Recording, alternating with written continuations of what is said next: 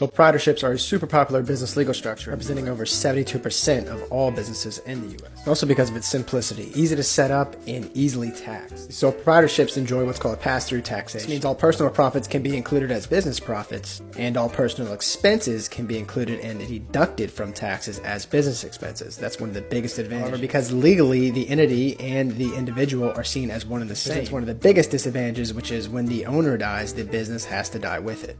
Usually that owner, that sole proprietor, was the sole generator of income. They had some sort of special skill or service they provided that is actually what generated the income that the family was receiving. So legally, spiritually, and value-wise, without the owner, the business will die. Oftentimes, they also think that the family can just go ahead and sell the business. But any real investor only wants a business as a going concern, also known as an intact operating business. And again, with the death of the owner, the main driver of income, that business is not intact and operating, therefore has actually very little value to any real investor out there. So whether you call it individual insurance, business insurance, income replacement, or sole proprietor with a family or any loved ones that rely on you and the income you drive from your business, it presents a large risk to your family's financial security in your absence. The next highly anticipated business structure for the essentials of business insurance is another super popular one, LLCs. Now, the LLC business structure is so widely used for a few reasons. Much like sole proprietorships, it's very simple to set up, few fees, and just a little bit of lawyer work. Also, it again has that benefit of pass-through taxation, so all your profits and all your expenses, more importantly, can be deducted from business expenses, even though they were actually your personal expenses and profits. But one very important difference is that an LLC provides you with personal liability. So unlike a sole proprietorship where your assets and the business assets are one and the same, therefore all your personal assets can be garnered by business liabilities. In an LLC, you're only personally liable for the amount that you originally invested in the company. So what happens in an LLC if the business owner or one of the business partners passes away? And there's no operating agreement, no estate plan, and no business buy-sell agreement. Well, if it's just one owner, we're back to the same issue of sole proprietorship, which is that legally, because of the pass-through taxation portion, the IRS is treating the individual and the business as one and the same for tax purposes. So because of this, legally, the business dies with the individual. Now, there are ways for the ownership to be willed and or appointed by a court to the heirs. But the issue here is that the heir then has to take over all liabilities and debts of the previous owner. They would then have to restructure the LLC anyways, making it far easier just to go ahead and liquidate the company. Piecemeal liquidating a business to try and get cash for assets so that you can settle the estate of your deceased loved one is not an easy thing to do, nor is it quick. Now, most LLCs are partners. Now, what happens when a partner within an LLC passes away? The portion of ownership would then pass to the deceased estate.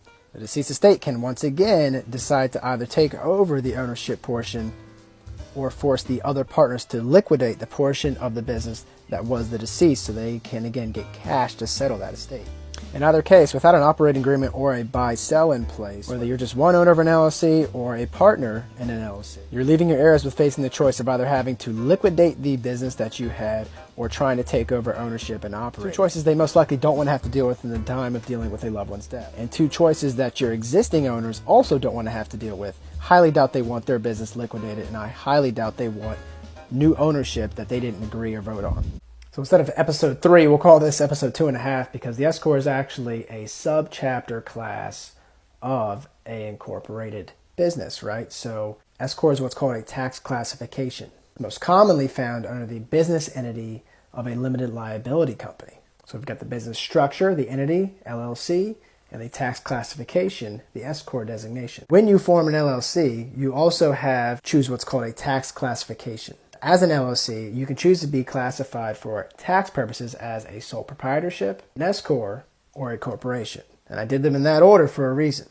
Essentially a sliding scale of how much pass-through or entity tax you're going to receive. What I mean by that is if you go back to episode 1 when we talked about sole proprietorships, you know that all the income and all the expenses experienced as operating as a business is going to pass through to you as the owner and operator. So everything is one and the same. In LLC, we also talked about how an LLC is also treated as one and the same, where the portion of the business or the entire business, if it's just one order, is again taxed both as the business and as the individual. It passes through all profits and expenses are both. Therefore, effectively, you are paying taxes on business revenues as an individual. But in an LLC, because it's a form of incorporation, you can actually also choose to be fully treated as a incorporated business. That means the IRS will now treat both you and your business as two separate entities completely for purposes of taxation.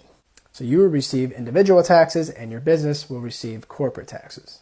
Now here's where the S-Corp comes in. It bridges the gap between being classified, again, we're under the LLC business entity, being classified for tax purposes as an LLC to be treated as either sole proprietorship or a corporation. The S-Corp falls squarely in the middle. You're still receiving that pass-through taxation like you would in a sole proprietorship, while also avoiding being treated as a separate corporate entity on the business side. So effectively, the IRS is allowing you to continue to enjoy that pass-through taxation, continuing to enjoy that limited liability, and very importantly, allowing you to pay yourself as an employee, which is something you cannot do as just a sole proprietor under the LLC business structure. For many business owners, by doing this, they're allowed to skip out on some taxes that would be levied against them as a self-employed business owner. It also gives them access to retirement plans like 401ks. And although they can pay themselves like an employee, like a regular corporation would, although they are not treated as a separate corporation, and so therefore they get to avoid the double taxation that regular corporations have to experience when it comes to paying both the corporate tax rate and then paying the individual taxes on the salary. The business succession is still the same as the previous episode of the LLC business structure because we are still under a LLC business structure. I know I've said that quite a bit, but it's very important to understand that S-Corp is not a business entity. It is just a tax classification. So the beauty of an operating agreement or a buy-sell agreement funded with life insurance is that a tax-free death benefit can be paid to either the other owners or directly to the heirs themselves in return for the business to be sold or bought to the other existing owners or to a new owner that the existing owners can then agree upon.